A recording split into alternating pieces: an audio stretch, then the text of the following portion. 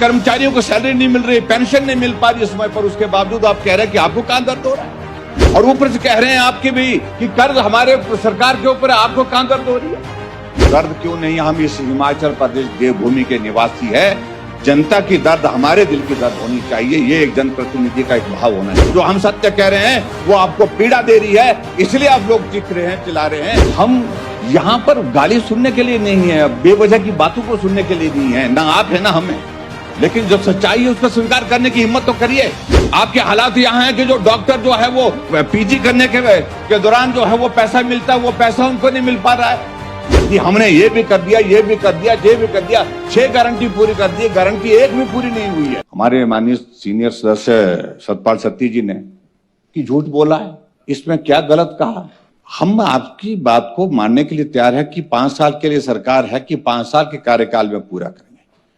आपने जो नहीं किया है उसका जिक्र कर दिया, हमने ये कर दिया है। आपने जो स्वास्थ्य कौन सी वो योजना है बनाई उनने, आदर्श स्वास्थ्य संस्थान। आप में से ही अगर मैं पूछूं कितने विधानसभा क्षेत्र के विधायक जानते हैं कि उनके क्षेत्र में कौन सा आदर्श स्वास्थ्य संस्थान उनके विधानसभा क्षेत्र में चिन्हित हुआ है, और वहां पर सीटी स्कैन लग गया है, MRI लग गया है, वहां पर जो है रेडियोलॉजिस्ट बैठ गया है, बता सकता है कोई क्या?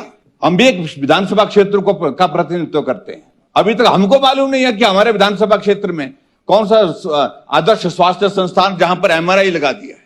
मैं इनकी बातों से हैरान, और ऊपर से कह रहे हैं आपके भी कि कर्ज हमारे सरकार के ऊपर है, आपको कहां दर्द हो रही है।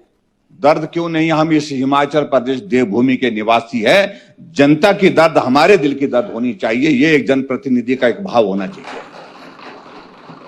आप टैक्सेस पर टैक्सेस में लगाए जा रहे हैं, आज कर्मचारियों को सैलरी नहीं मिल रही, पेंशन नहीं मिल पा रही समय पर, उसके बावजूद आप कह रहे हैं कि आपको कहां दर्द हो रहा है।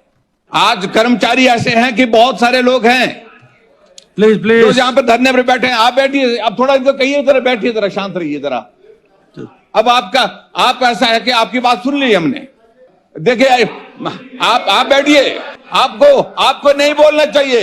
सिर्फ यही लग रहा है मुझे आज अध्यक्ष महोदय की आज मुख्यमंत्री जी ने उनकी अनुपस्थिति का फायदा लेना चाह रहे हैं कि बीच में बाकी जगह तो बोलने का अवसर मिलता नहीं है, और आज इनको मौका मिला है कि मैं इस अपॉर्चुनिटी को अवेल करूं और मैं अपनी बात यहां पर कहूं। प्लीज अध्यक्ष महोदय प्लीज ऑर्डर प्लीज चौधरी साहब आप चौधरी साहब प्लीज चौधरी साहब बैठिए ना। Take your seat. जब आपके कहने पर नहीं बैठेंगे चौधरी साहब, चौधरी साहब प्लीज आप नहीं बोल सकते कि हम बैठे, हमको अध्यक्ष महोदय जी अनुमति दी है। अध्यक्ष महोदय आप कहिए इनको ना, चौधरी साहब प्लीज आराम करिए। अध्यक्ष महोदय मैं आप फैक्ट्स हैं, वो फैक्ट्स हैं। हम यहाँ पर गाली सुनने के लिए नहीं है, बेवजह की बातों को सुनने के लिए नहीं है, ना आप है ना हमें, लेकिन जो सच्चाई है उसको स्वीकार करने की हिम्मत तो करिए। आपके हालात यहाँ है कि जो डॉक्टर जो है वो पीजी करने के दौरान जो है वो पैसा मिलता है, वो पैसा उनको नहीं मिल पा रहा है, स्टाइफंड उनको नहीं मिल पा रहा है। ये आपकी सरकार की स्थिति है। यूनिवर्सिटी में आपकी तनख्वाह लंबित है, इसलिए मैं बहुत सारी चीजों का मैं जिक्र करूं तो मुझे लगता है कि बहुत सारी बातें निकलेंगी। अध्यक्ष महोदय अगले स्पीकर मैं सिर्फ एक ही चीज कहना चाह रहा हूं, अगर सरकार इस बात को स्वीकार कर ले कि हमारे पास 2 साल का कार्यकाल, 2.25 साल का कार्यकाल खत्म हुआ है, आने वाले समय में हम जो हमारी गारंटीज है, हमारी कमिटमेंट्स है, उनको पूरा करेंगे।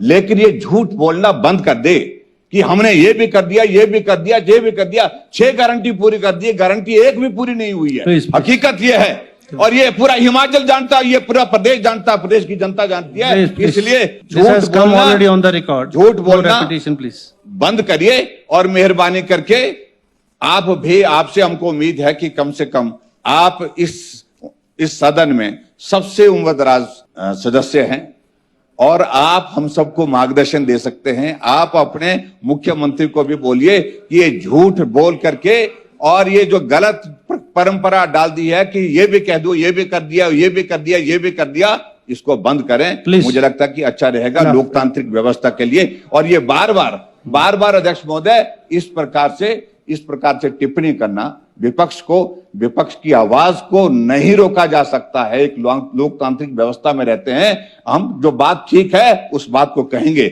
जहां गलत लगता है आपको आप कहिए, लेकिन जो हम सत्य कह रहे हैं वो आपको पीड़ा दे रही है, इसलिए आप लोग चिख रहे हैं, चिल्ला रहे हैं। इतनी बात कहना चाहता हूं।